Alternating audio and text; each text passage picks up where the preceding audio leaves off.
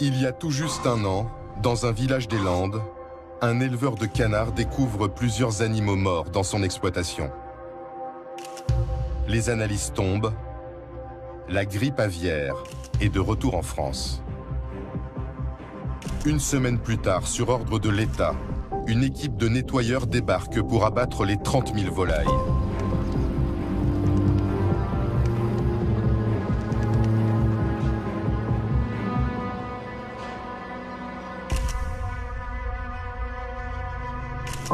Tous les élevages alentours subissent le même sort. Plus de 300 communes sont placées sous haute surveillance. Derrière ces images d'abattage massif, peu de Français savent que si ce virus contamine un être humain, il le tue, dans la moitié des cas. Une véritable menace pour l'humanité.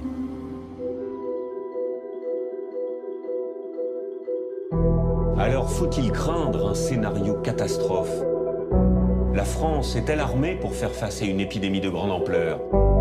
La menace d'une pandémie destructrice est un risque aussi important, si vous voulez, que le changement climatique. Après le SRAS, il y a 15 ans. Ce qu'on s'est dit, c'est que certains d'entre nous allaient mourir, ça on le savait. Après la grippe H1N1 plus récemment. C'était une guerre, on s'est battu contre un virus, ça c'est sûr. Les scientifiques s'inquiètent d'une contagion planétaire, un virus qui ferait des millions de morts. En 2003, un médecin chinois contamine 16 personnes dans un hôtel à Hong Kong. En 48 heures, le virus se propage dans le monde entier. J'avais extrêmement mal partout, comme si je recevais des chocs électriques. Un malade en fuite importe le SRAS en France. Une course contre la montre s'engage. C'est un peu comme un feu de forêt en fait. Tant que la flamme est relativement limitée, on peut espérer éteindre le feu. À partir du moment où toute la fleur est flambe, on sait qu'on ne l'éteindra pas. 6 ans plus tard, le virus H1N1 apparaît au Mexique et affole la planète. Tous les pays doivent immédiatement activer leur plan de préparation pour faire face à la pandémie grippale. Moi, j'ai un enfant qui est asthmatique. Si c'est ça la mortalité, il y a des grandes chances qu'il y passe, quoi. Dans cette bataille, l'État français mise avant tout sur une parade, les vaccins. C'était le combat de rue, l'achat des vaccins. Tous les coups étaient permis. On a vacciné 5 millions de personnes. On a commandé 90 millions de doses. Vous vous rendez compte? Les Français accepteront-ils une nouvelle campagne de vaccination de masse? Déjà fini? Oui. On fait marcher un commerce, on le sait, il ne faut pas se leurrer, on fait marcher un commerce, et je suis contre de faire marcher ce commerce. Cellule de crise, enquête sur une traque planétaire.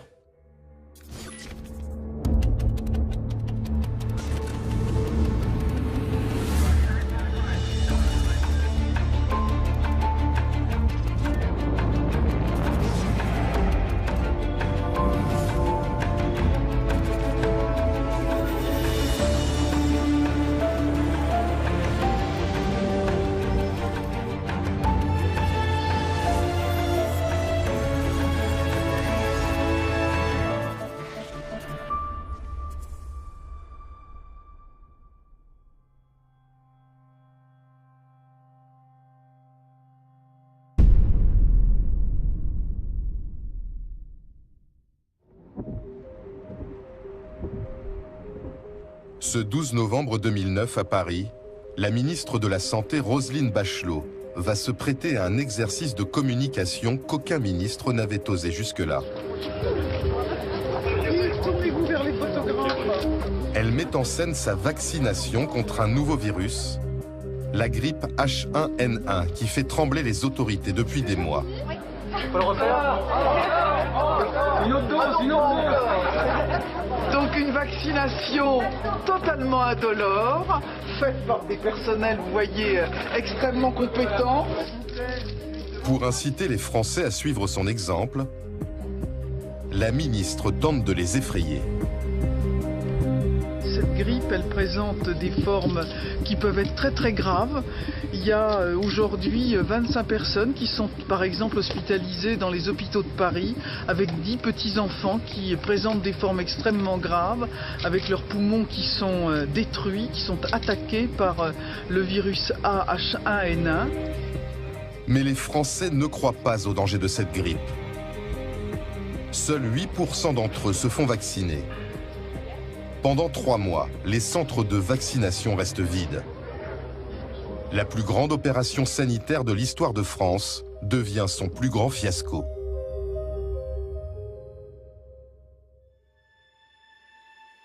Pour comprendre la méfiance des Français et l'inquiétude des autorités, il faut remonter le temps, 6 ans plus tôt, lors de la première pandémie du XXIe siècle, celle du SRAS, un nouveau virus qui a traumatisé le monde.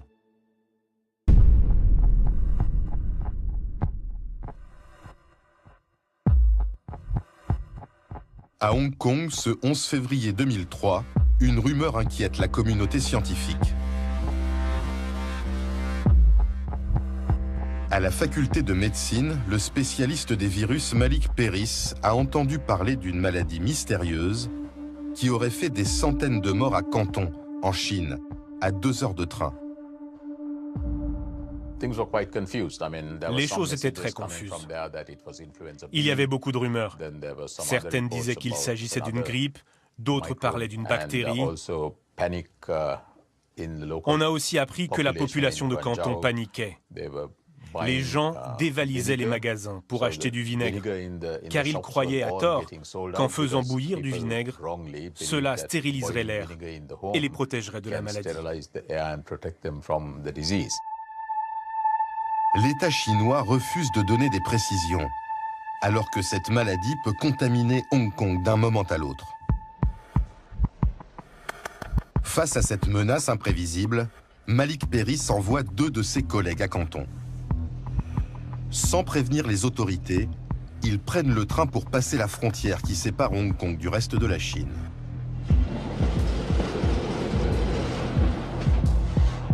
Dans leur sac de voyage, caché sous une pile de linge, du matériel de prélèvement. Arrivés à Canton, ils se rendent directement dans l'un des plus grands hôpitaux de la ville et découvrent ce que le gouvernement chinois cherche à cacher. Sur place, la situation est chaotique. Des dizaines de patients, le regard hagard, sont en détresse respiratoire. Et les soignants sont démunis.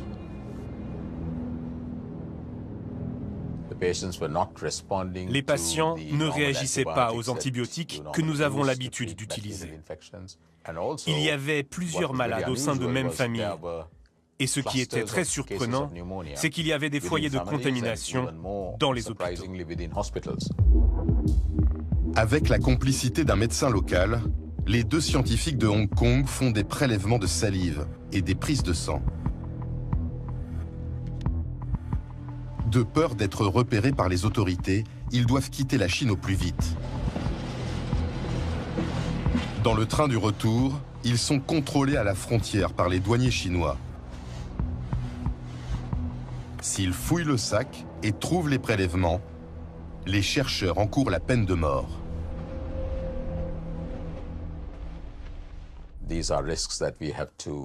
C'est un risque que nous devions prendre, car c'était une situation d'urgence qui pouvait avoir de graves répercussions.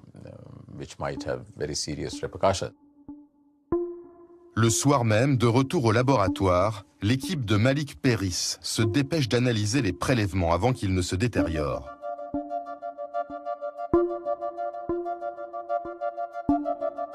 Ils vont les examiner pour identifier l'agent infectieux.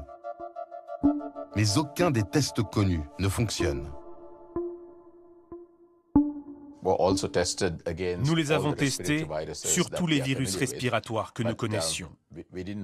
Mais ça n'a rien donné. À ce moment-là, nous nous sommes dit que c'était peut-être un agent inconnu. Ce scientifique est le premier à comprendre qu'un nouveau virus meurtrier vient d'apparaître. Mais il est déjà trop tard.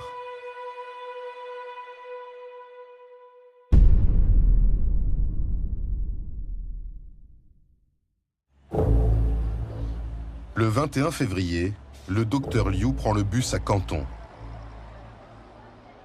Ce médecin hospitalier doit assister à un mariage à Hong Kong. Dans l'après-midi, il arrive dans la mégapole de 7 millions d'habitants, plaque tournante du commerce mondial. Le docteur Liu descend en centre-ville à l'hôtel Métropole, un établissement fréquenté par une clientèle internationale. Il a de la fièvre et de violentes quintes de toux.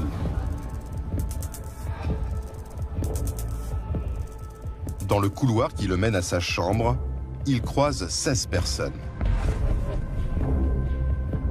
Des hommes d'affaires, des touristes et une hôtesse de l'air de Singapour.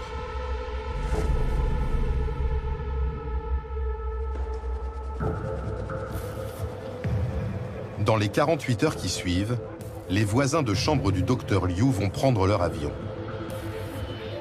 L'hôtesse de l'air retourne à Singapour.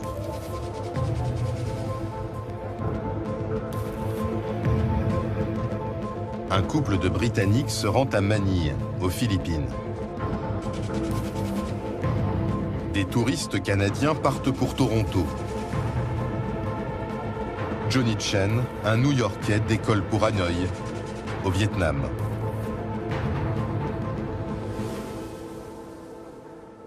Le virus s'envole pour contaminer le monde.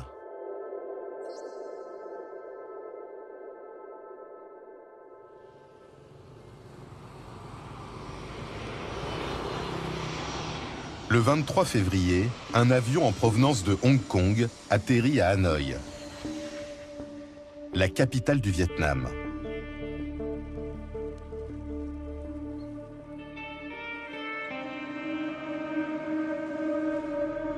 Avec ses 7 millions d'habitants, Hanoï est une ville dense et bouillonnante qui s'engage tout juste sur la voie de la modernité.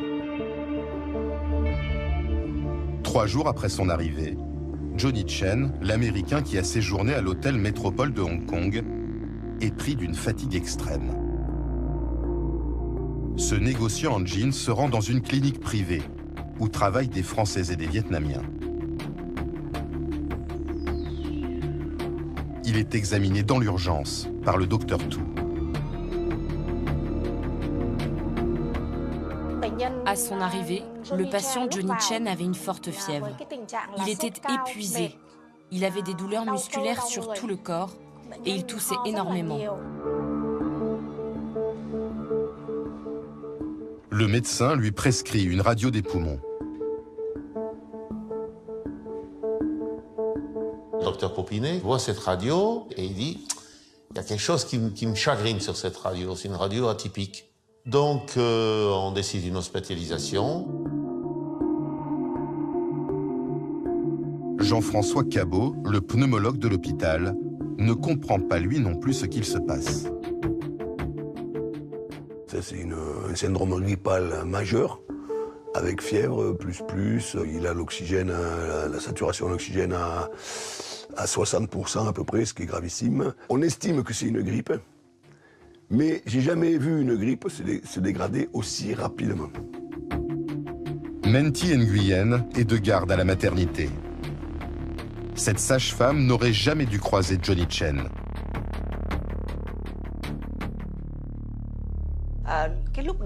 Ce soir-là, il y avait beaucoup d'accouchements à faire. Nous étions débordés. À un moment, j'ai dû me rendre aux urgences où était Johnny Chen pour emprunter un appareil de transfusion. Les soignants ne se protègent pas de la contamination. Un anesthésiste et une infirmière vont même intuber Johnny Chen pour l'aider à respirer. Il le fait comme je suis, à main nue, sans masque. C'est-à-dire qu'il ne prend pas le temps. Parce que le mec, il va mourir, donc, laryngoscope, tube dans la trachée, bim bam, au revoir, respirateur, c'est bon. Inquiète, le docteur Tu appelle l'Organisation mondiale de la santé pour alerter sur ce cas atypique. Au siège à Genève, la direction ne fait pas le lien avec l'épidémie en Chine. Pendant 10 jours, le mystérieux virus continue de se propager.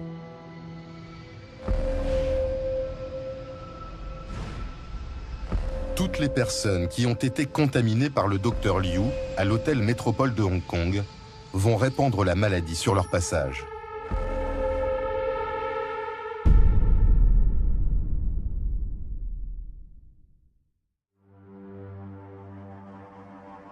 Une semaine après son arrivée à l'hôpital français d'Hanoï, Johnny Chen, le négociant en jean américain, est à l'article de la mort. Et certains soignants ressentent les premiers symptômes. Le premier jour, j'ai ressenti une fièvre très étrange. J'ai pris les médicaments les plus forts, mais ma température restait très élevée. Et puis j'ai commencé à avoir froid et à frissonner. Je me recouvrais de plusieurs couvertures, mais j'avais toujours aussi froid. J'avais extrêmement mal partout, comme si je recevais des chocs électriques. Et j'avais l'impression que ma tête allait exploser. Vient ensuite le tour du pneumologue Jean-François Cabot. Je suis à Hanoï avec les potes, on est au resto, et puis on rentre à pied en fait pour rentrer à l'hôtel, il y a 3 km à faire après, et puis j'arrive pas à les suivre. Je suis crevé, et j'ai des douleurs, j'ai des myalgies, et j'ai des frissons. Le même jour, 6 autres soignants tombent malades.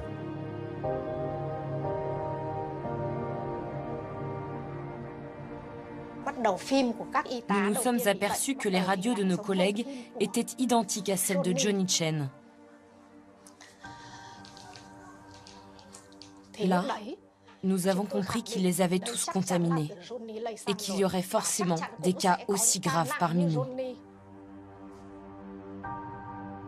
Le lendemain, la maladie touche 5 autres collègues. Quel est le prochain?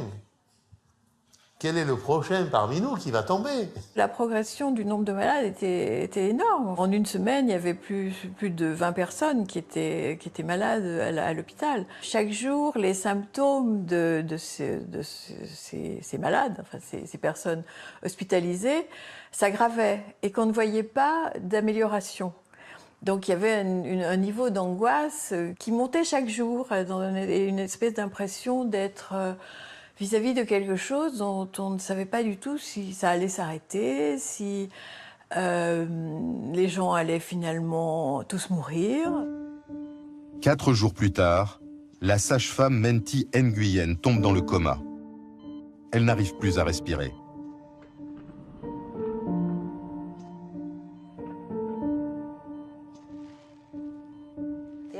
Ils ont décidé de m'ouvrir la gorge. Une infirmière devait actionner une pompe manuelle pour faire entrer l'air dans mes poumons.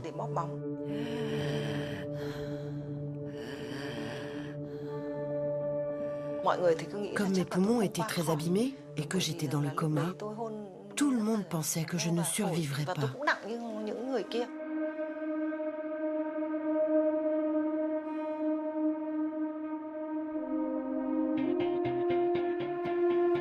À ce moment-là, la plupart des médecins français de l'hôpital, effrayés par cette étrange maladie, rentrent en France précipitamment.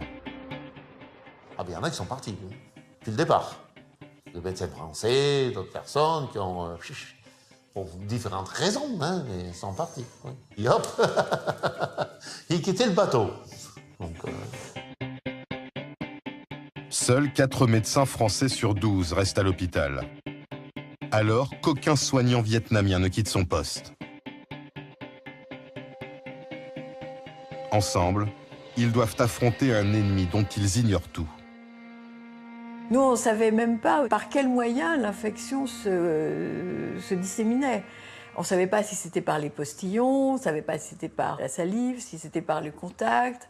On ne savait pas si, comme la grippe, c'était par l'air. Donc on ne savait rien de tout ça, donc il fallait vraiment chasser partout.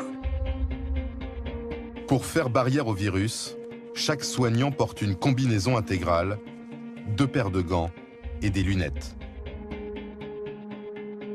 Le secteur où les malades sont regroupés est bouclé par des bâches. Le matériel stérilisé entre par l'ascenseur. Tout objet souillé repart par les escaliers. C'était une guerre, on s'est battu contre un virus, ça c'est sûr. Et le plan d'action qui a été mis en place, c'était mis en place exactement comme une armée quand ils vont au combat. Il y a un premier bataillon qui est là, s'il tombe, il y a un deuxième bataillon qui arrive derrière, s'il tombe, le troisième bataillon qui est là. Et puis ensuite on peut arrêter puisqu'il n'y aura plus personne.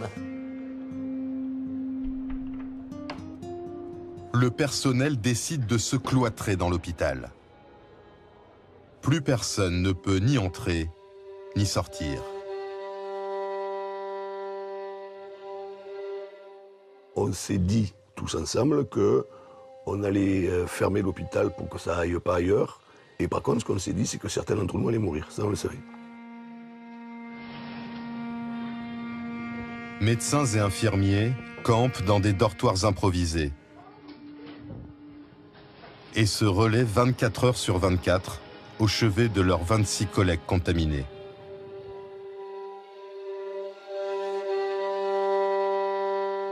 Bien évidemment, au début, j'avais très peur. La nuit, je n'arrivais pas à dormir. Je vérifiais sans cesse ma température. Je devais prendre des somnifères. Mais en regardant autour de moi, mes amis, mes collègues malades, je me disais que je ne pouvais pas les abandonner. On était enfermés avec la bête. La plupart des gens et moi-même, notre premier instinct, c'était aussi, soyons clairs, protéger notre famille.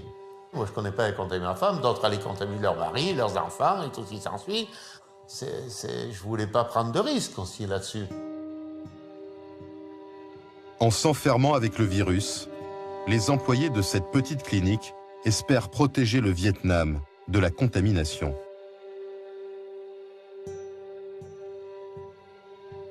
Alors que les Vietnamiens l'ont tout de suite repéré, au cœur de la moderne Hong Kong, la maladie se propage sans que personne ne s'en rende compte. Le prédateur invisible contamine 3 des plus grands hôpitaux de la ville. Noyée dans la masse des urgences, l'épidémie passe inaperçue pendant 10 jours, jusqu'à ce qu'un matin, 23 soignants soient hospitalisés en urgence.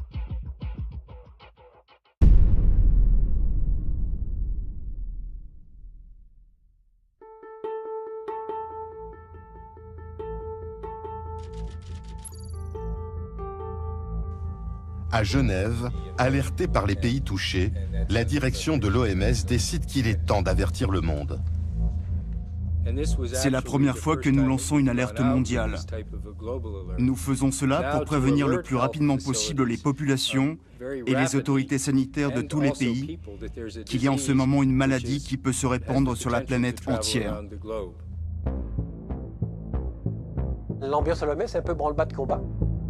Est-ce qu'on va pouvoir faire face? Est-ce qu'on ne va pas être dépassé? Une épidémie, c'est une course contre la montre, puisqu'il faut le plus tôt possible, tant qu'elle est gérable, intervenir. Les experts de l'OMS nomment cette maladie inconnue du nom de ses symptômes. Ils l'appellent le SRAS, syndrome respiratoire aigu sévère. Et pour la première fois dans l'histoire de cette agence de l'ONU, ses dirigeants déconseillent aux voyageurs de se rendre dans les régions touchées, au risque de froisser les États concernés. Les pays ne sont pas contents, forcément. Quand vous dites qu'il y a un problème au Vietnam, par exemple, c'est tous les voyages au Vietnam qui sont touchés, alors qu'il ne se passe rien dans le sud du Vietnam. Quand vous dites que Toronto est touché, le Canada est un grand pays, donc tout le Canada, tout d'un coup, est touché. Une alerte donc inédite de l'OMS, mais aussi des contrôles aux frontières renforcés. Oui, dans les semaines qui suivent, Hong Kong va s'équiper de caméras thermiques. Donc c'est un lourd dispositif qu'ils mettent à la sortie des avions et qui existe toujours d'ailleurs aujourd'hui. Quand j'étais à Hong Kong, j'ai pu passer à travers. Oui, des caméras devant lesquelles passent les passagers pour prendre leur température en fait. Tout à fait. Donc quand tout va bien, ils sont verts, n'ont pas de fièvre. Et dès qu'ils ont plus de 38 degrés, ils deviennent rouges. Car la peur des autorités, si on comprend bien, c'est que ce virus débarque en Europe, débarque en France via des passagers infectés. Les autorités le pressentaient, mais cette fois, on le constate vraiment concrètement et dramatiquement avec le SRAS, c'est que les avions sont le meilleur allié des virus. L'Organisation mondiale de la santé a fait un scénario catastrophe. Elle a calculé qu'un virus qui quitterait Lagos, au Nigeria, à bord d'un avion, et on s'est basé sur des vols réels d'avions, eh bien ce virus mettrait moins de 20 heures pour atteindre les États-Unis, et qu'en 26 heures seulement, le virus atteindrait l'Australie, autrement dit, il aurait fait le tour de la planète. On comprend donc l'urgence de la mise en place de ces caméras thermiques. Sont-elles efficaces? Oui, le problème, c'est qu'elles ne sont pas efficaces. C'est l'OMS qui le dit. Parce que d'une, il faut que chaque passager stationne 1 minute devant le détecteur pour être repéré. On sait bien que dans un aéroport, c'est pas possible. Ça ferait des files d'attente ingérables. Et de deux, si je prends du paracétamol, que j'ai de la fièvre, une demi-heure plus tard, j'ai plus de fièvre. Et la France, elle met en place aussi ces caméras thermiques? Non, nous avons une autre logique. C'est aux équipages des avions de repérer les malades et de les signaler auprès des aéroports. Et ensuite, les malades sont exfiltrés et isolés. Mais ça paraît totalement aléatoire. Oui, mais en même temps, il faut savoir que le trafic aérien, c'est 10 millions de passagers par jour. Donc comment empêcher un virus de prendre l'avion et de se propager sur la planète?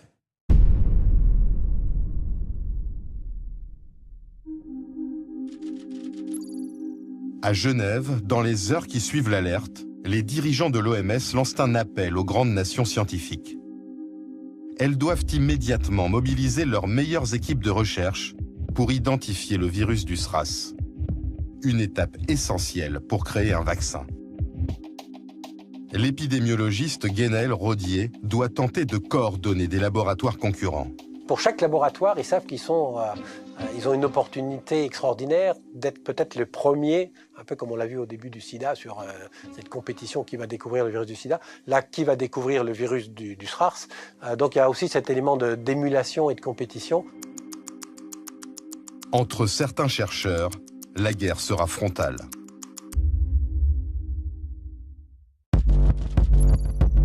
À Paris, au ministère de la Santé, une réunion est organisée en urgence. Objectif, se lancer au plus vite dans la compétition internationale pour identifier le virus. Il y a incontestablement une course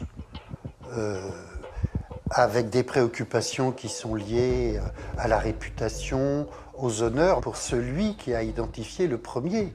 Et puis, si on identifie le virus ou le germe en cause, on va aussi être en mesure de développer des tests diagnostiques, voire un vaccin. Donc il y a aussi des enjeux de santé publique et des enjeux commerciaux. Jean-Claude Manuguera, virologue de l'Institut Pasteur, se porte aussitôt volontaire pour traquer le virus. Tout jeune chercheur à l'époque, c'est sa première grande mission. Il y a un côté un peu frustrant d'être à des milliers de kilomètres alors que quelque chose se passe. Et pour pouvoir travailler, il faut pouvoir disposer de virus qui poussent. En début de crise, on n'a pas accès à ce matériel, sauf si on va le chercher.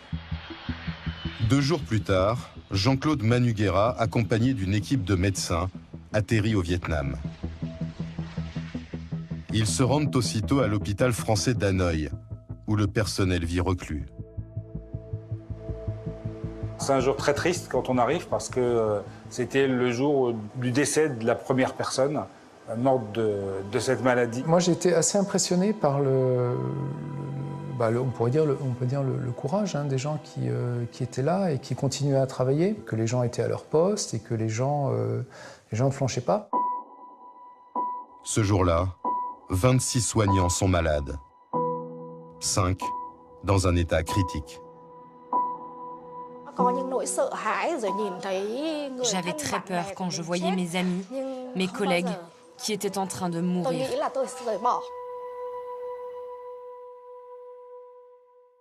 Ce qui était dur pour les soignants, c'est qu'il n'y avait pas de traitement. Il n'y avait pas de traitement autre que d'essayer de soulager les symptômes. Autour de l'établissement, les rues se sont vidées. Dans la ville, les rumeurs les plus folles courent sur cet hôpital qui rendrait malade.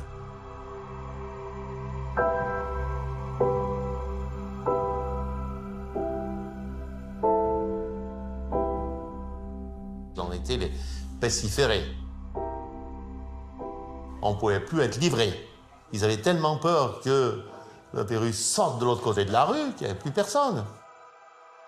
J'ai un ami hôtelier, avec d'autres personnes, ils ont monté un petit comité pour nous amener de la nourriture ici. Donc, ils déposaient la nourriture à l'extérieur, on allait chercher la nourriture qu'on amenait à l'intérieur.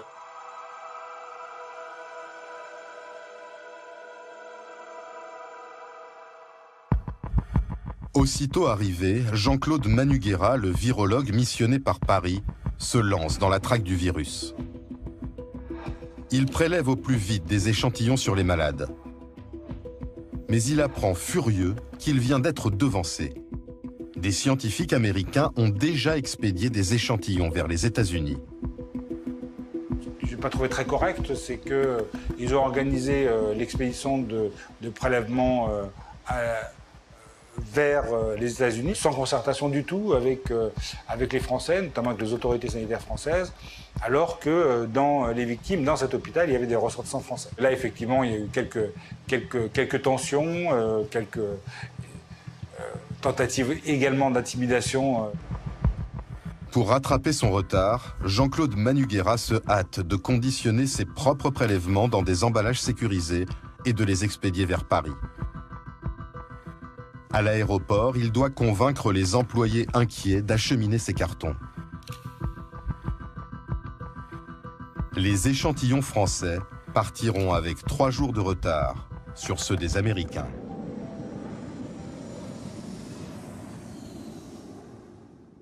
Pourquoi cette folle compétition, on l'a vu, entre chercheurs américains et chercheurs français? Il faut savoir que les enjeux sont énormes et c'est quelque chose que j'ai découvert lors de mon enquête. Il y a un peu un tabou de la part des chercheurs à en parler. Ils ne veulent pas dire qu'en fait ils font ça aussi pour les honneurs, parce que pour un chercheur, avoir la reconnaissance internationale, c'est exister et c'est obtenir des financements et des subventions pour sa recherche. Mais en somme, c'est la guerre commerciale qui dicte cette course au vaccin. Il faut avoir une bonne idée des deux forces en présence. D'un côté, vous avez un mastodonte de la recherche, les Américains du CDC, le Centre de contrôle des maladies.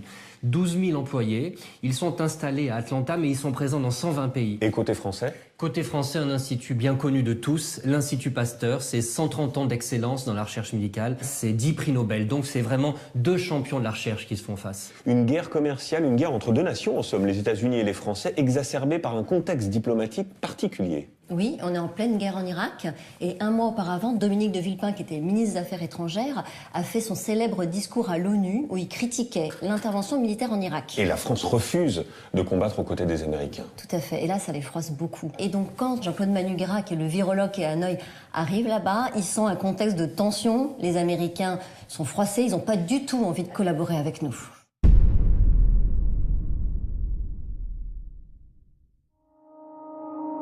Dix jours après l'alerte de l'OMS, le virus a touché 5 pays d'Europe, mais pas encore la France.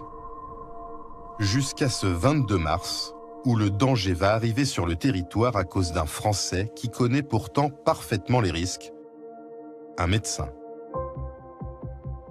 Dans une chambre d'hôtel d'Hanoï, un cardiologue de l'hôpital français, fiévreux depuis 2 jours, s'apprête à rentrer chez lui dans le Nord-Pas-de-Calais, en secret. Il ne prévient qu'une seule personne à l'hôpital de Tourcoing, où exerce Benoît Guéry. Ce cardiologue était un ami proche du chef de service de maladies infectieuses et donc l'appelle en lui disant « Voilà, je suis à Hanoï et depuis quelques jours, là, je tousse, je crache, donc je présente des signes respiratoires et je pense que je suis infecté par ce virus. Je prends l'avion et je viens dans ton service. » Il y a un instinct de survie et il s'est dit « Si je reste là, ben c'est tout, c'est terminé. » Le 22 mars, une nouvelle fois, le virus s'envole. Il va rejoindre Paris. Dans l'avion, l'état du cardiologue s'aggrave et il ne porte aucune protection. Les 371 passagers et l'équipage risquent d'être contaminés. À 6h50 du matin, le SRAS arrive pour la première fois en France. À l'aéroport de Roissy, le cardiologue prend un taxi. Plus de 2 heures de huis clos avec le chauffeur pour rejoindre en toute discrétion l'hôpital de Tourcoing, où tout est prêt pour l'accueillir. Il est rentré dans l'hôpital avec un trajet dédié qui permettait de rencontrer personne, d'arriver directement dans le bon couloir, qui l'amenait dans la bonne chambre, au sein de laquelle on a fermé la porte. Son ami, le chef de service des maladies infectieuses, ne prévient pas le ministère de la Santé de l'arrivée de ce patient à haut risque. Pour l'isoler, le personnel doit fermer la moitié du service de réanimation et tout confiner par des bâches en plastique. On a vidé 6 ou 7 chambres, donc les patients ont été transférés sur l'île et sur les réanimations autour. On avait dû couper toutes les ventilations parce que là, en fait, si on laissait la ventilation allumée, vous aviez un risque de recirculation s'il y avait du virus qui passait sur l'ensemble des chambres et l'ensemble du service. Tout était compliqué. Alors faire un scanner, ça voulait dire d'une part isoler le scanner, il fallait que les couloirs soient sécurisés pour l'emmener, il fallait qu'il y ait une équipe qui fasse la désinfection une fois que le patient était sorti. Donc un scanner qui normalement prend 30 minutes, si tout se passe bien, bah là on en avait pour 3 heures. Ce malade coûte 15 000 € par jour, 10 fois plus qu'un patient classique. Près de 48 heures après l'arrivée du SRAS en France, l'hôpital de Tourcoing finit par avertir le ministère de la Santé à Paris. Et là, c'est un tremblement de terre. Le défi pour les autorités, empêcher la propagation du virus en France. On s'aperçoit que nous sommes démunis. Le premier problème que nous avons à résoudre, et qui va demander une mobilisation de dizaines de personnes au ministère pendant tout un week-end, c'est trouver la liste des personnes qui étaient sur cet avion. Ensuite, on a une liste de passagers, mais il faut trouver où ils habitent pour pouvoir les contacter. Donc les préfectures sont mobilisées. Ensuite, il faut trouver des éléments de langage, c'est-à-dire il faut être vis-à-vis de ces gens-là suffisamment persuasif pour leur faire comprendre qu'il faut qu'elles voient un médecin, ce qui veut dire que quand même, il faut clairement leur expliquer qu'il y a une menace grave. Et sur tout ça, en fait, on bricole, les procédures ne sont pas prêtes, on invente au cas par cas. Grâce à cette enquête sur le vol Hanoï-Paris, le ministère de la Santé retrace le parcours du malade du SRAS. Parmi toutes les personnes qu'il a croisées, 3 tombent malades dans les jours qui suivent. Une hôtesse de l'air de Montpellier, un homme originaire de Bordeaux et un autre de Besançon. Ce dernier, radiologue de profession, va donner des sueurs froides aux autorités. Fiévreux, il est hospitalisé, placé en quarantaine. Après une semaine, n'en pouvant plus de cet isolement, il sort de l'hôpital contre l'avis médical. Il ne porte aucune protection et risque de contaminer les gens sur son passage. Dans une situation comme celle-là, où il faut, pour la protection de la santé collective, que des personnes soient isolées à domicile ou en milieu hospitalier, l'instrument juridique, la loi ou le règlement qui permet de le faire en toute légalité n'est pas disponible. Si on envoie les forces de police pour contraindre la liberté, on est dans une situation d'abus de pouvoir et l'État sera condamné. Malgré ce risque juridique, le directeur général de la Santé décide d'appeler les gendarmes. Un véhicule se positionne devant le domicile du radiologue. Quelques heures plus tard, sous la pression, le malade accepte de retourner à l'hôpital. Parce qu'à l'époque, la loi ne permet pas une hospitalisation forcée, même si le patient est hautement contagieux? Oui, et ça, les autorités se rendent compte à ce moment-là qu'il manque une loi pour contraindre. Ce qu'il faut savoir, c'est qu'à l'époque, il y a à la tête de la Direction Générale de la Santé une forte personnalité, c'est Lucien Benahim. Et il comprend que là, il y a un cas de force majeure et qu'il faut enfreindre la loi pour protéger la population. Donc il va faire appeler les gendarmes et il va leur dire, écoutez, vous vous postez devant le domicile du radiologue et s'il sort, vous l'interpellez. Et aujourd'hui, que dit la loi? Est-ce qu'il est possible en France d'hospitaliser de façon forcée un patient? C'est désormais possible grâce à une nouvelle loi au Code de la santé publique. Il est possible de mettre à l'isolement ou en quarantaine un patient qui serait contagieux ou qui serait même susceptible d'être contagieux. Cette loi a d'ailleurs été appliquée une fois, en 2012, dans l'Aveyron. Un patient atteint d'une forme de tuberculose multirésistante et contagieuse a été hospitalisé de force. Et en cas de recours, qui arbitre entre principe de précaution pour la santé publique et liberté individuelle? Ce serait la justice. C'est-à-dire que la justice peut très bien demain, et c'est un peu la crainte du ministère, invalider au nom des libertés individuelles ce type de procédure. Et vous allez voir qu'il y a d'autres pays dans lesquels on se pose beaucoup moins ce genre de questions, et lorsque l'intérêt collectif est en jeu, on impose les décisions.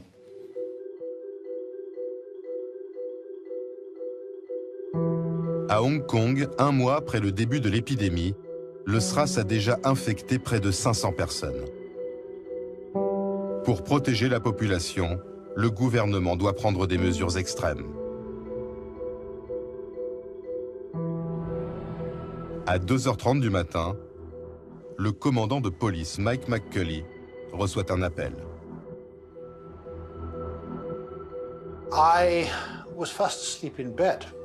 Je dormais profondément quand le téléphone a sonné. C'était mon supérieur. Il m'a dit « Mike, monte dans ta voiture et va immédiatement au commissariat, je te retrouve là-bas. » Je lui ai demandé « Mais qu'est-ce qui se passe ?» Il m'a répondu « Ne pose pas de questions et fonce. » Au commissariat, le commandant apprend qu'il doit évacuer un immeuble où 213 personnes ont été contaminées et mettre en quarantaine près d'1 millier d'habitants, en appliquant une loi dont il n'a jamais entendu parler. La dernière fois que cette loi a été utilisée, c'était en 1898, pour la peste. Ça vous donne une idée. Je me souviens avoir dit à mon chef, « Monsieur, avez-vous déjà vu cette loi ?» Il m'a regardé et il m'a répondu « Non, mais je sais qu'il ne faut pas discuter, car mon Dieu, grâce à cette loi, les autorités sanitaires ont tout pouvoir et ils utiliseront la force si nécessaire. »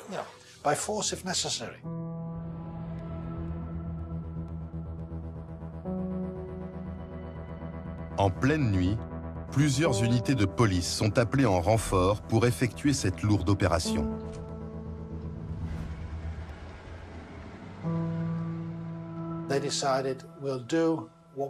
Nous avons décidé d'intervenir au petit matin, quand tout le monde dort encore. C'est très important d'agir tôt pour empêcher les personnes infectées qui ne se sentent pas malades de quitter leur domicile. Si elles vont au travail ou à l'école, comme elles en ont l'habitude, on les perd dans la ville. À l'aube, des centaines de policiers et de médecins en combinaison intégrale débarquent dans la résidence et bouclent le périmètre.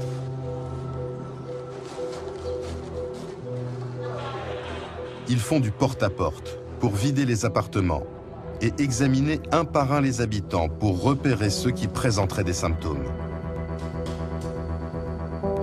Beaucoup sont sous le choc. Il y avait des gens qui paniquaient.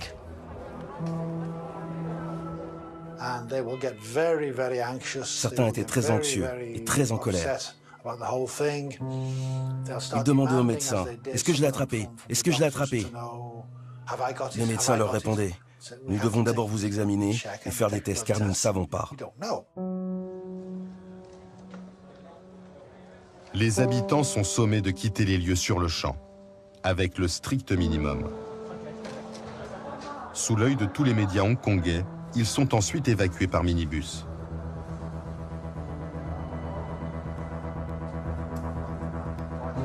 Les policiers font seulement attention à ne pas séparer les familles.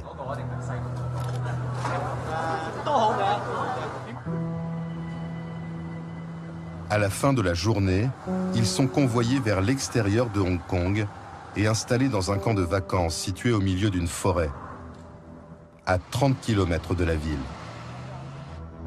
Ils y vivront enfermés pendant 10 jours.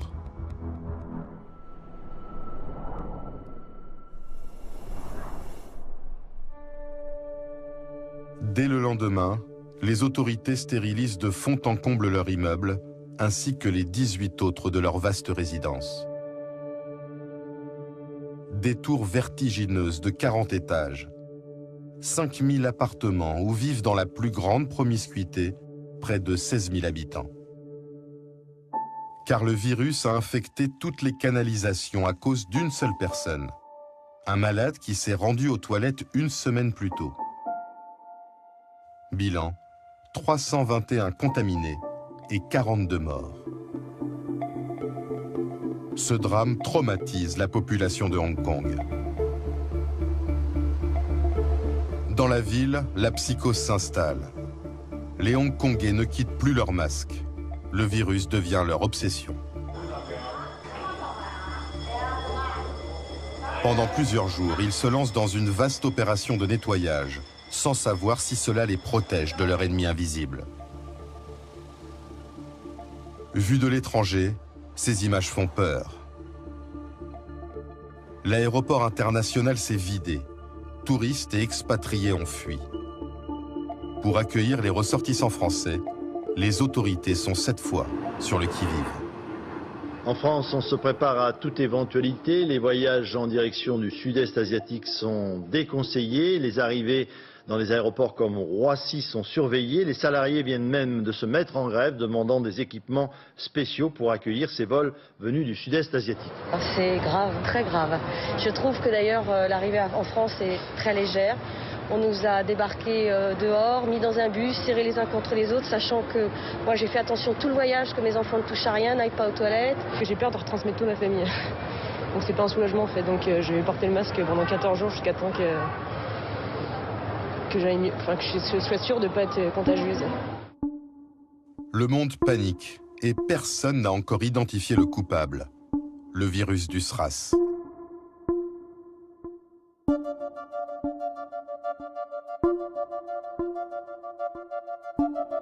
À l'université de médecine de Hong Kong, un petit laboratoire de biologie travaille sans relâche depuis le début de la pandémie pour repérer l'agent infectieux. À sa tête, Malik Peiris, le scientifique qui avait rapporté illégalement des prélèvements de Chine. Son équipe de 6 chercheurs tente sa chance face au plus grand laboratoire du monde. C'était très tendu. Nous devions travailler 20 heures par jour. Nous avons analysé des centaines d'échantillons. Repérer le virus, c'était comme trouver une aiguille dans une botte de foin. Un virus peut être 5000 fois plus petit qu'une cellule et il ne s'attaque pas à n'importe quel organisme. Pour le repérer, les chercheurs tentent de l'inoculer à toutes sortes de tissus cellulaires. Mais rien ne se passe. Jusqu'au jour où ils ont l'idée de le tester sur des cellules de cerveau de singe.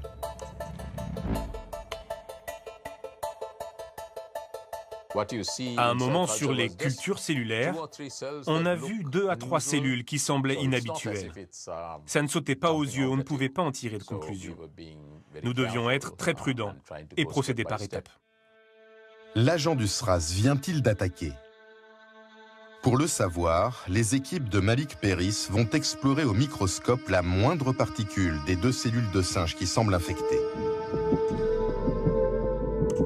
Quand une nuit, après 2 jours d'observation, le tueur leur apparaît enfin. C'était vraiment un moment très excitant. On a pu voir le virus à l'intérieur des cellules. En regardant plus précisément, on a pu déterminer sa forme et sa taille. Il s'agissait d'un nouveau virus de type coronavirus. Le lendemain, 2 semaines après l'alerte planétaire, Malik Peiris annonce au monde sa découverte lors d'une conférence de presse. Son petit laboratoire vient de gagner la compétition contre les grands centres de recherche français et américains. Voici le virus responsable de cette maladie inconnue. À ce moment-là, l'autre grande question était d'où vient ce virus? On a constaté que les tout premiers malades avaient un lien avec les marchés d'animaux sauvages. Soit ils travaillaient sur ces marchés, soit ils étaient employés dans les restaurants qui abattaient et servaient ce gibier. Un de mes collègues est donc allé dans des marchés de gibier pour y faire des prélèvements.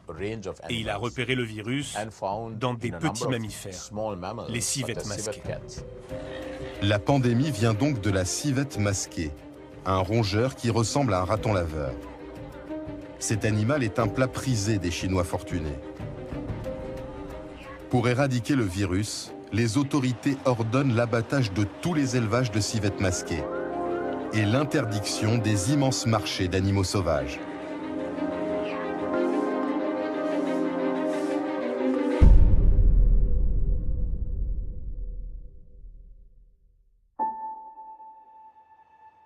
À l'hôpital français d'Hanoï, la guerre contre le SRAS dure depuis plus d'1 mois. 39 personnes sont tombées malades. Toutes sont des soignants. 5 n'ont pas survécu. Par peur de la contagion, l'État vietnamien a établi un protocole strict pour les dépouilles des disparus. Nous devions retirer leurs vêtements et les brûler. Ensuite, nous devions nettoyer leur corps avec un produit désinfectant, puis l'emballer dans un sac avant de le mettre dans un cercueil. Il fallait aussi recouvrir le cercueil de poudre de chlore.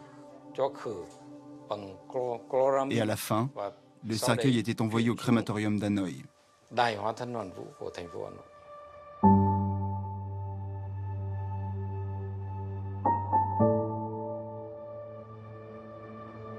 Pour les Vietnamiens, brûler un corps est contraire à la tradition. C'était des funérailles très tristes. À chaque fois que je signais un certificat de décès, je cassais mon stylo en me disant « c'est la dernière fois ». Mais j'ai dû signer 5 fois. Après 2 semaines dans le coma, la sage-femme Men Thien Nguyen se réveille paralysée. J'ai vraiment eu peur de rester toute ma vie en fauteuil roulant. J'ai dû faire plusieurs mois de rééducation pour retrouver la sensibilité de mes jambes. J'ai réussi à bouger mes orteils au bout de 2 mois. Et j'ai dû attendre 6 mois pour arriver à faire quelques pas.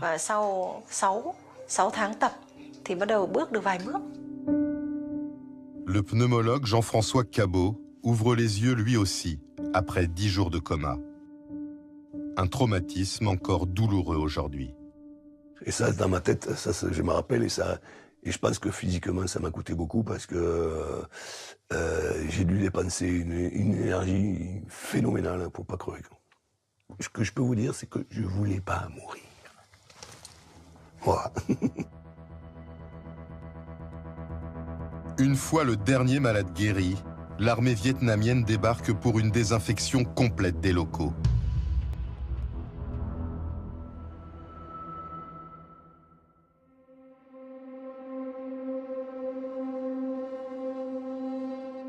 Deux semaines plus tard, le Vietnam annonce qu'il a officiellement stoppé l'épidémie. Grâce au sacrifice des soignants de l'hôpital français, ce petit pays est le premier au monde à avoir éradiqué le SRAS. 2 mois avant de grandes puissances comme le Canada ou Hong Kong.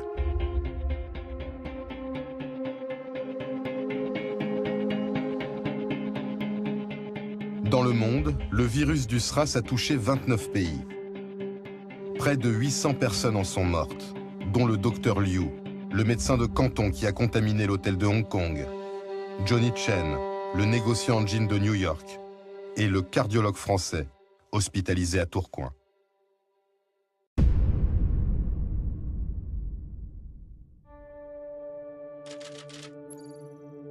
Quatre mois après l'alerte mondiale, l'OMS décrète la fin de l'épidémie.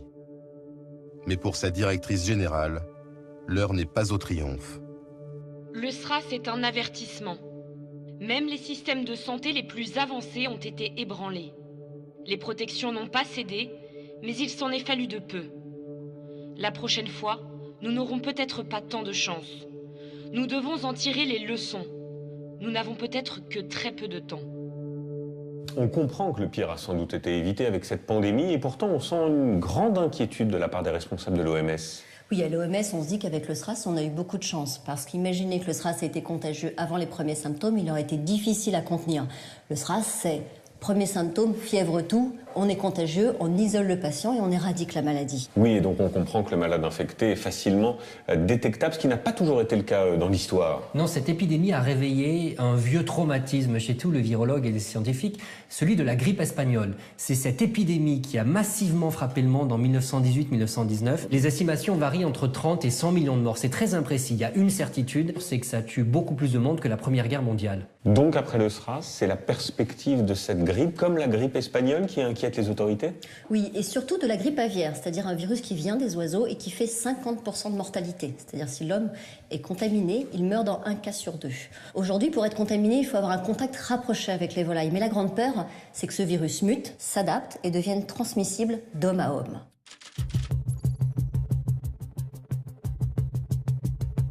À Genève, omnubilée par cette menace, l'OMS se met en ordre de bataille. Elle recrute une quinzaine de spécialistes de la grippe, comme Sylvie Briand. Le SRAS, c'est un peu le réveil matin, on va dire. Et une fois que tout le monde est réveillé, les gens se disent qu'est-ce qu'on fait maintenant? Il faut qu'on se prépare. Et donc, entre 2003 et 2009, en fait, il y a énormément de discussions au niveau mondial sur comment on se prépare. Parce qu'évidemment, la préparation, ça ne peut pas être que chaque pays qui se prépare tout seul, puisque ces virus ne connaissent pas les frontières. Donc forcément, il faut qu'on soit tous préparés. L'agence de l'ONU demande à tous les États de se doter d'un plan de lutte contre la pandémie grippale. La France est l'un des premiers à s'y atteler.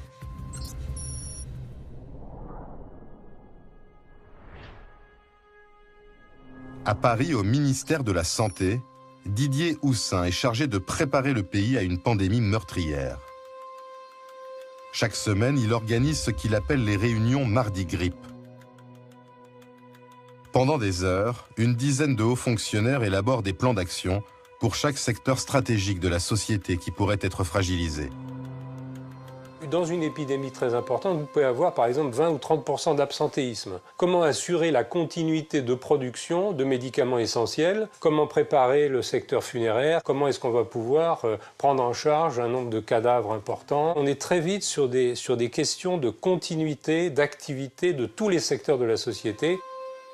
Face à une grippe meurtrière, le meilleur moyen de protéger la population, ce sont les vaccins. Pour anticiper l'émergence d'un nouveau virus, les autorités passent des contrats avec des laboratoires pharmaceutiques. On avait donc passé ce qu'on appelle des contrats dormants, c'est-à-dire c'est des contrats qui permettent à l'industrie de préparer, de commencer à travailler sur des nouveaux vaccins qui ne sont activés qu'en cas de pandémie. Et en gros, les contrats étaient destinés à les encourager à faire ce travail de recherche et de développement. Pour ces contrats dormants, le gouvernement joue la carte nationale et choisit un laboratoire français, le géant Sanofi. L'État précommande 28 millions de vaccins pour 175 millions d'euros. S'il y a un phénomène extrêmement grave de type pandémique, c'est mieux d'avoir chez soi l'usine qui produit les vaccins. Parce que si l'usine est dans un pays voisin et que pour une raison X ou Y, le pays voisin ou lointain décide de bloquer la production et d'empêcher l'exportation pour que les vaccins soient attribués à sa population, il y a un problème. Après 6 années intenses de préparation, le plan est finalisé. La France est sur le pied de guerre.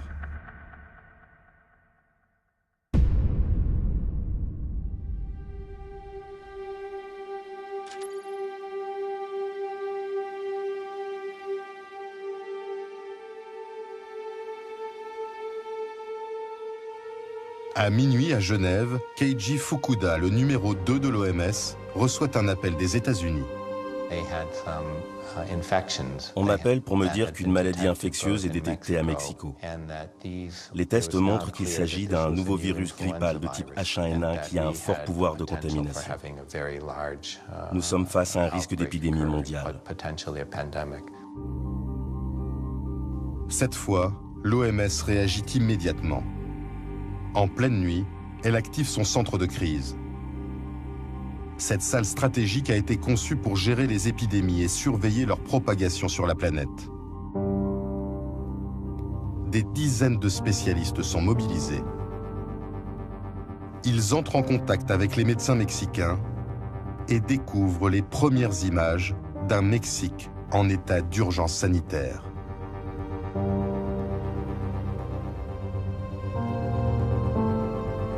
À Mexico, la capitale, le gouvernement a ordonné la fermeture des théâtres, des musées, des restaurants et des écoles. Dans la rue, les autorités distribuent des masques et organisent des consultations sous des chapiteaux. On apprend que de jeunes adultes sont touchés.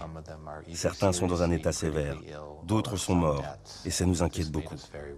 Le Mexique nous dit, nous, quand on fait les calculs, on a 28% de mortalité. Et c'est énorme. 28% pour de la grippe, c'est absolument catastrophique. Il faut voir que la mortalité pendant la pandémie de 1918, c'était 4%. Et c'était déjà énorme. Moi, j'ai un enfant qui est asthmatique et je me suis dit, voilà, quoi, il faut que je me prépare déjà. Parce que si c'est ça la mortalité, y a des grandes chances qu'il y passe, quoi. Les experts de l'OMS contactent leur réseau basé sur les 5 continents pour savoir si le virus H1N1 s'est propagé ailleurs sur la planète. La première téléconférence, on avait plus de 200 lignes ouvertes. Dans certains endroits, il y avait 20, 30 personnes autour de téléphones pour essayer d'écouter. Tout le monde est très anxieux, chaque minute compte, il faut recueillir des informations très très vite, leur faire donner sens très très vite, et ça c'est vraiment un défi énorme. Les agents de l'OMS découvrent alors que le virus H1N1 a déjà touché 8 autres pays dans le monde. 3 jours après le début de la crise mexicaine, la directrice générale de l'OMS décide de passer en état d'alerte niveau 5 sur une échelle de 1 à 6. J'ai décidé de passer du niveau 4 au niveau 5 de l'alerte pandémique.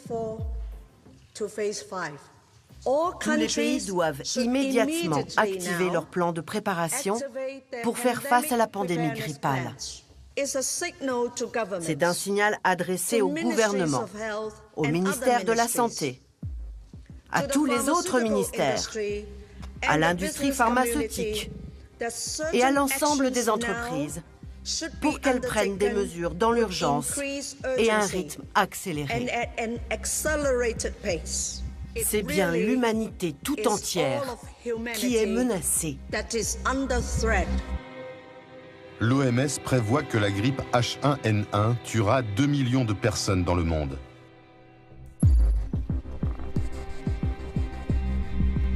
Le jour même, à Paris, suite à l'annonce de l'OMS, le président de la République Nicolas Sarkozy organise une réunion d'urgence à l'Élysée. La ministre de la Santé, Roselyne Bachelot, y participe.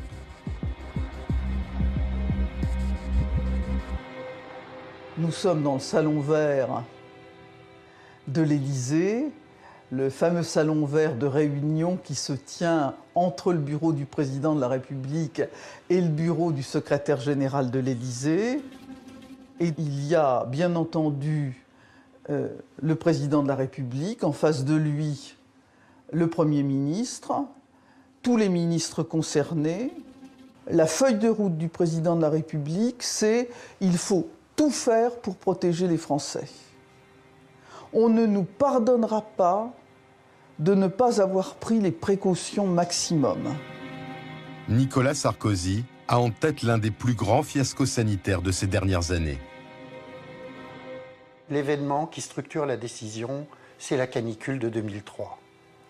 Le président de la République était ministre de l'Intérieur en 2003. Et sa gestion de la circulation de l'information chez les pompiers a été pointée du doigt par la commission d'enquête parlementaire. Donc il y a au sommet de l'État cette idée qu'il faut tout faire pour éviter une sous-réaction et pour rassurer, on va surréagir. À la fin de la réunion à l'Élysée, le Premier ministre François Fillon va annoncer que la France actionne son plan de crise pandémique, alors qu'aucun cas de grippe n'est encore arrivé sur le territoire. Nous allons prépositionner sur l'ensemble du territoire national les stocks de masques et d'antiviraux au cas où il serait nécessaire. Cela signifie qu'une cellule opérationnelle de coordination est mise en place dans chaque département sous l'autorité des préfets. Et cela signifie qu'une campagne nationale d'information va être lancée. La semaine suivante, des messages de prévention passent en boucle à la télévision. Un simple éternuement, c'est plusieurs milliers de microbes dispersés dans l'air. Stop au virus de la grippe. 1,7 milliard de masques sont envoyés partout en France, à usage du public dans les pharmacies, mais surtout à destination des professions stratégiques, comme les policiers, les pompiers et les douaniers. 33 millions de médicaments antiviraux, des traitements qui ne soignent pas mais qui sont censés ralentir l'infection, sont également positionnés dans les hôpitaux français. Mais dans ce plan d'action bien rodé, les autorités sanitaires vont être confrontées à un imprévu de taille. Le laboratoire Sanofi, avec lequel l'État a passé des contrats, n'est pas encore en capacité de fournir des vaccins.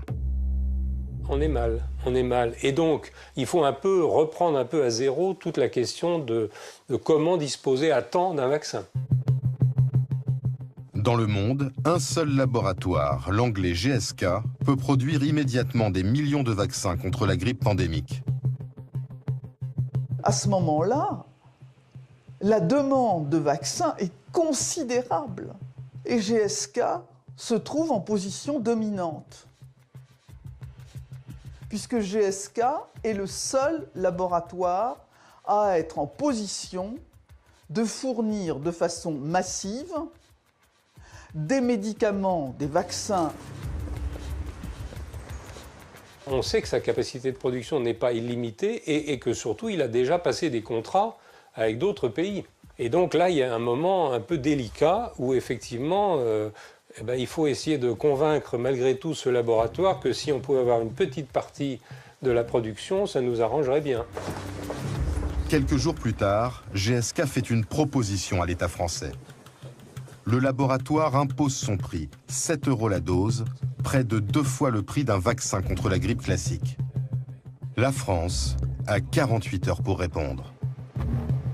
Dépêchez-vous, signez, sinon les autres vont signer avant vous, les autres auront des vaccins et pas vous. Les autorités n'ont pas du tout envie de se faire doubler par les voisins. C'était le combat de rue, hein. L'achat des vaccins. Tous les coups étaient permis. Hein. Combat de rue, nous dit Roselyne Bachelot, sont des mots plutôt inhabituels dans la bouche d'une ministre de la Santé. Pourquoi ces mots, combat de rue ?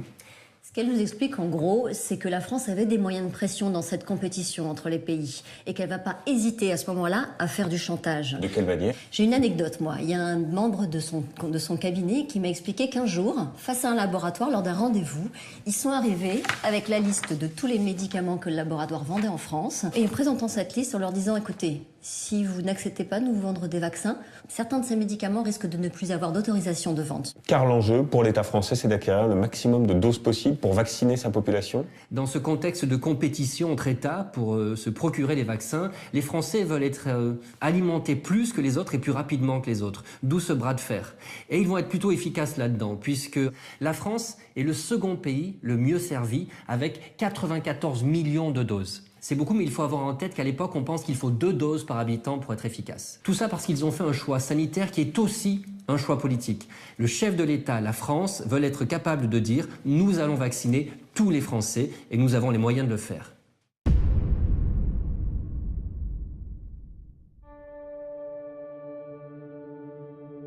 Plus de 2 mois après le début de l'épidémie mondiale, en France, la grippe H1N1 n'a touché que 450 personnes. Aucune n'en est morte. Mais les autorités sanitaires redoutent l'hiver, car par temps froid, les virus deviennent très contagieux. Elles prédisent qu'il fera 30 000 morts. C'est sur la base de ces estimations que ce 15 juillet, Roselyne Bachelot annonce que tous les Français qui le souhaitent pourront se faire vacciner.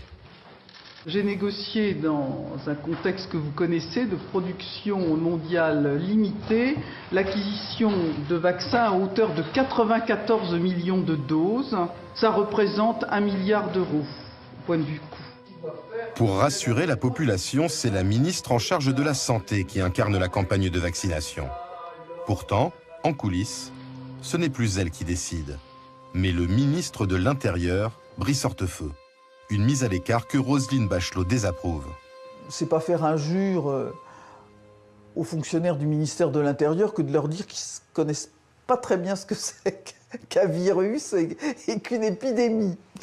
Chacun son métier, les vaches seront bien gardées, et les virus aussi. Je dis au Premier ministre, François Fillon, je lui dis, mais peut-être serait-il judicieux de laisser le pilotage de cette affaire au ministère de la Santé. Il me dit non, les préfets n'obéiront jamais au ministre de la Santé. Place Beauvau, le ministre de l'Intérieur a sous ses ordres une armée de 250 préfets pour organiser la plus grande opération sanitaire de l'histoire de France. Afin de vacciner plus de 60 millions de Français, Brice Hortefeux va leur ordonner de réquisitionner du personnel et des gymnases sur tout le territoire. Les préfets sont des acteurs interministériels, ils ont un pouvoir de rassemblement autour d'eux de tout un tas d'acteurs. En quelques semaines, on a été capable de monter 1000 centres de vaccination dans des gymnases, de façon organisée, avec des fonctionnaires de l'éducation nationale, des impôts qui étaient prêts à venir travailler, etc. Donc il y a une capacité d'organisation que moi je trouve assez remarquable. Cette décision de vacciner en dehors des cabinets médicaux est la première erreur politique du gouvernement. Fin juillet se tient une réunion qui va tout faire basculer. Le ministère de la Santé convoque plusieurs syndicats de médecins, dont le président de la puissante Confédération des syndicats médicaux. Avec ses confrères, il apprend que les généralistes sont exclus du dispositif de vaccination. Évidemment, tout de suite, je suis intervenu pour dire qu'on était là dans une folie. D'abord, on était inutile. Deuxièmement, nous étions humiliés. Ça veut dire qu'on ne reconnaissait pas en nous la capacité de vacciner. Ce qui m'a été répondu, c'est que, en fait, je ne connaissais rien. En fait, nous n'étions pas au fait de ce qui se passe en temps de guerre. Les médecins comprennent aussi qu'ils vont passer à côté de millions de consultations. On est sorti furieux de cette réunion et nous avons clamé haut et fort, on l'a dit publiquement, que nous allions à la catastrophe. Dans les semaines qui suivent, de nombreux médecins s'abordent la campagne de vaccination dans l'intimité de leur cabinet. Les médecins ayant été exclus du dispositif de vaccination n'auront de cesse de dire à leurs patients, on en a la preuve, on a des enquêtes qui le montrent, qu'il ne faut pas se faire vacciner par le vaccin H1N1 et qu'il faut se contenter du vaccin saisonnier habituel. Écoutez, c'est pas qu'on n'a pas encouragé. Alors, oui, parce que alors, le comble, c'est qu'on nous demandait de demander à nos patients d'aller dans les gymnases. C'est quand même assez compliqué d'aller expliquer l'inverse de ce que vous sentez et de ce que vous croyez bon. On a eu beaucoup de mal à expliquer quand même à nos patients qu'il fallait qu'ils aillent dans le vaccinodrome et que c'était mieux pour eux. On a eu du mal. Parce que franchement, on ne peut pas demander de participer à quelque chose auquel on n'adhère pas. Nous n'adhérions pas à cette campagne. Voilà. En quelques semaines, l'opinion bascule. Notez les résultats de ce sondage CSA pour le journal Le Parisien. À la question « Avez-vous peur d'attraper la grippe A ?», 80% des Français répondent non, contre 18% de oui. C'est un résultat net. Le virus n'inquiète pas. Pour moi, c'est vrai, j'ai pas une vision catastrophique d'une grippe qui finalement doit... Voilà, c'est de la fièvre, c'est quelques jours à la maison et on peut le supporter. Je n'ai pas peur de ce virus, a priori, voilà, ça m'inquiète pas assez pour aller me faire vacciner. Je suis naturellement résistant et par rapport à ça, je pense que j'ai pas besoin de vaccin. Fin septembre à Matignon, les équipes du Premier ministre décident d'ignorer le mécontentement des médecins et leur influence sur les Français. En conférence de presse, François Fillon se félicite même de ses choix stratégiques. La préparation que nous avons mis en place depuis maintenant plusieurs mois fonctionne. La stratégie que nous avons, avec Madame Bachelot, décidée est une stratégie qui est adaptée. Elle est adaptée aux nécessités de la lutte contre l'épidémie. Dans la salle, plusieurs journalistes tentent de tempérer cet optimisme en citant des sondages inquiétants. Comment vous réagissez? Est-ce que ça veut dire que les campagnes d'information du gouvernement ont échoué? Pour beaucoup de nos concitoyens, cette pandémie est pour le moment théorique. Et actuellement, la progression de la pandémie est très très rapide. Et donc beaucoup de ceux qui peut-être ne se sentent pas concernés par la vaccination vont au contact de la montée de la pandémie sans doute changer d'avis. L'épidémie meurtrière tant annoncée n'arrivera jamais. Quelques jours plus tard, le ministère de la Santé reçoit le premier bilan officiel sur la mortalité du virus H1N1. En 6 mois, il n'a tué que 4000 personnes dans le monde, loin des 2 millions prévus par l'OMS. L'épidémie est là, mais donne une maladie qui est plutôt moins grave que le virus de la grippe habituel. Quand on reçoit ce signal en France en septembre, vraisemblablement, on ne tire pas les leçons de l'expérience. Il y a une sorte de machine qui est lancée, c'est une machine militaire, c'est une campagne militaire de vaccination, et cette machine est lancée et on ne peut plus l'arrêter. La question de savoir s'il fallait arrêter est une question qui n'est pas si facile, hein. C'est un peu comme un gros paquebot. L'arrêter ou le faire changer de cap, c'est pas évident, il y a une inertie extrêmement grande. Dans les laboratoires pharmaceutiques, les chaînes de fabrication de vaccins sont lancées. Cette production de masse a été déclenchée en moins de 6 mois. Un temps record qui crée des doutes sur l'innocuité de ce nouveau vaccin. Dans les semaines qui suivent, les autorités sanitaires sont confrontées à une montée des critiques dans les médias, y compris des professionnels de santé. Donc là, il y a un bénéfice-risque entre, d'un côté, une grippe qui va durer 1 semaine et d'autre part, un risque faible mais réel d'avoir une maladie que vous aurez toute la vie. On vous propose de vous protéger contre une grippe dont il n'est même pas sûr que vous allez la faire et que vous allez la faire sous une forme grave. Et en échange, on vous apporte sur un plateau des particules virales, on vous apporte des adjuvants ou pas d'adjuvants, on vous apporte du mercure, enfin des conservateurs, et on vous dit, comme c'était pressé, on n'a pas eu le temps de bien regarder, on n'a pas eu le temps de faire les études. Si des infirmières, comme c'est le cas, disent « moi je ne me ferai pas vacciner, je suis infirmière, je ne me ferai pas vacciner », ça a un impact considérable. On n'a peut-être pas mesuré suffisamment que ça pouvait se produire. Une semaine avant la campagne de vaccination, les services du Premier ministre réalisent un sondage qui montre que le refus des Français est de plus en plus fort. 85% d'entre eux ne veulent pas se faire vacciner. À ce moment-là, le fiasco aurait encore pu être évité.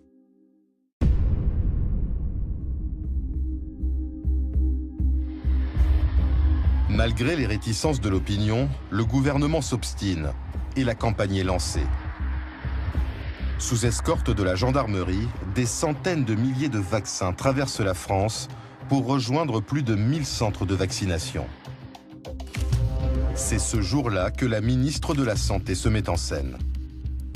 33 000 infirmiers et médecins sont mobilisés. Mais les Français boudent l'opération et les gymnases restent déserts. Vous voyez, là, on était 4 médecins cet après-midi pour 2 box de consultation, une salle d'attente vide, pas de patients, pendant que nos patients, en ce moment à l'hôpital, n'ont pas de médecin pour s'occuper d'eux. Pour sauver la campagne et écouler les millions de vaccins, Roselyne Bachelot multiplie les déclarations de plus en plus alarmistes. Vous savez que quand on a vu dans un service hospitalier le parenchyme d'un petit bébé atteint irrémédiablement par le virus H1N1, qu'on a vu en réanimation des femmes enceintes, des jeunes gens présenter des formes fulminantes et mourir en 2 ou 3 heures avec cette forme de grippe, eh bien je vous assure... je vous dis la vérité. Je suis ministre de la Santé, je viens pour vous dire la vérité. Nous avons eu dans la semaine qui vient de s'écouler 16 morts à cause de la grippe H1N1. Ce chiffre est en augmentation de 50% par rapport à la semaine précédente. Et cette évolution terrible, en quelque sorte, nous la voyons partout en Europe. Des gens vont mourir parce qu'ils ne seront pas vaccinés. J'ai du mal à comprendre comment un discours alarmiste, ou disons plutôt un discours de responsabilité, peut décourager les gens de se faire vacciner. Et pourtant, seuls 8% des Français se font vacciner. L'État finit par résilier la commande de 50 millions de doses. Au total, Cette campagne coûtera près de 600 millions d'euros, alors que la grippe H1N1 ne fera que 302 victimes, 6 fois moins que la grippe classique. Quand on a une réaction qui ne correspond pas à la réalité épidémiologique, les gens pensent qu'il y a un autre objectif, il y a un autre but qui leur est caché. Ce sera le début de l'ère des rumeurs, le début de l'ère du soupçon, l'effondrement de la confiance. Est-ce que ça aurait été responsable, hein, dire, écoutez, voilà, c'est bien, il y a le vaccin, bon, bah, vous le faites ou vous le faites pas? Vous pensez vraiment que ça aurait renoué les liens de confiance avec les Français? J'en ai vraiment pas le sentiment.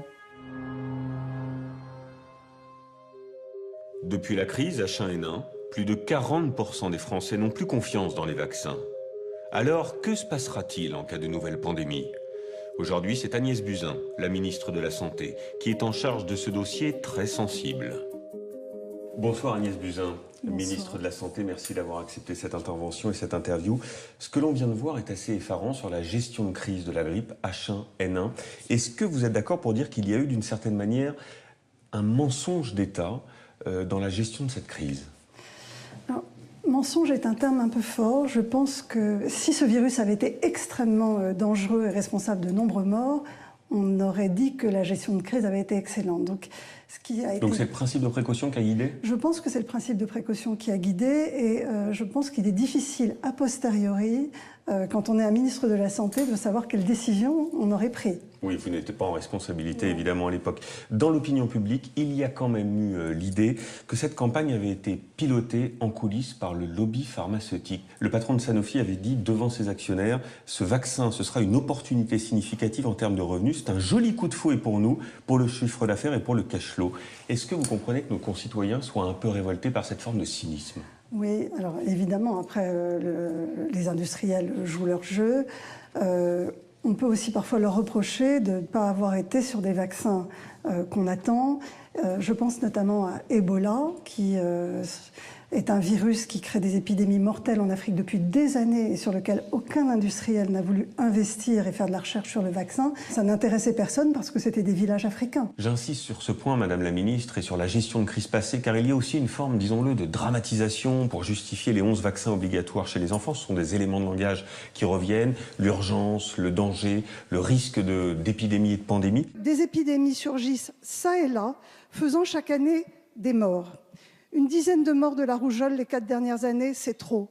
Une cinquantaine de morts de méningite, des jeunes entre 15 et 25 ans, c'est trop. Votre décision fait débat. Depuis le 1er janvier dernier, chaque enfant doit être vacciné avec 11 vaccins. C'est une décision de santé publique qui répond en fait à un objectif mondial de l'Organisation mondiale de la santé, qui demande aujourd'hui à tous les pays du monde d'obtenir 95% d'enfants vaccinés pour les vaccins nécessaires. Et la France en est loin. De fait, il reste 20 à 30% des enfants qui ne sont pas vaccinés aujourd'hui, avec la résurgence d'épidémies, parfois mortelles, avec des enfants qui font des handicaps à vie. Pourquoi, Agnès Buzyn, ce caractère obligatoire, alors qu'on sait que l'injonction, c'est ce qui crée de la défiance?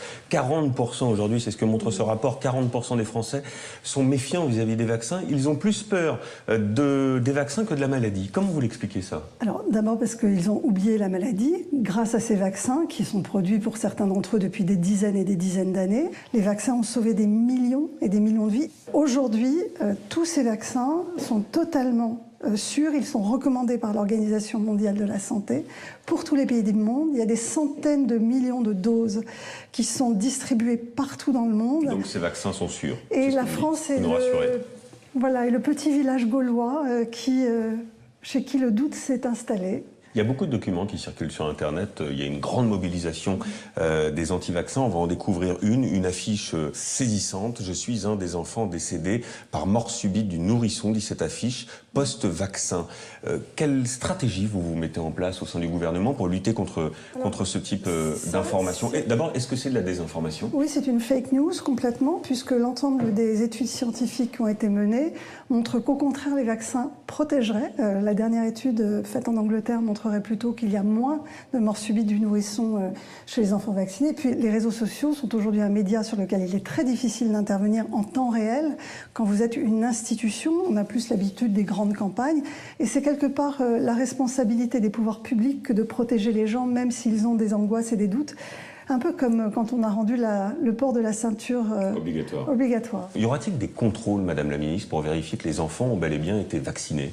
Donc le carnet de vaccination sera demandé à l'entrée en collectivité. C'est exactement ce qui est fait dans beaucoup de pays industrialisés, notamment aux États-Unis. Les vaccins ne sont pas obligatoires aux États-Unis, mais en fait, vous ne rentrez pas en collectivité, en crèche ou à l'école si vous n'êtes pas vacciné. Donc ce sera le cas aussi en France? Ce sera pareil. Et il y aura des sanctions contre les médecins récalcitrants, contre les parents? Alors, l'objectif, c'était pas de sanctionner, c'était de rendre confiance. Donc, je n'avais pas envie qu'il y ait des sanctions financières. Je pense que les médecins prennent un risque s'ils acceptent de faire des faux certificats, parce que si un enfant meurt un jour, parce que un médecin aura fait un faux certificat et ne l'aura pas fait vacciner, je pense que sa responsabilité pénale sera engagée. Une pandémie de grande ampleur, est-ce que c'est quelque chose que vous redoutez? Oui, je crois que quand on arrive dans ce ministère, on a peur de deux choses, d'une crise autour d'un médicament où on n'aurait pas vu un effet secondaire, et puis évidemment l'apparition d'un nouveau virus, d'un virus qui muterait et qui serait responsable d'une pandémie de grande ampleur. Il y a maintenant des alertes internationales, il y a des exercices que nous faisons au niveau international pour voir comment les pays réagissent par rapport à ces grandes pandémies. Pour moi, c'est une vigilance de tous les instants. Je les regarde tous les soirs. Je reçois un bulletin tous les soirs de mon administration sur l'état des épidémies dans le monde et les virus émergents. Merci Agnès Buzyn. Merci d'avoir été notre invitée pour conclure ce film, Cellule de crise. Merci de votre fidélité. À très vite pour un nouveau rendez-vous de Cellule de crise. Belle fin de soirée sur France 2.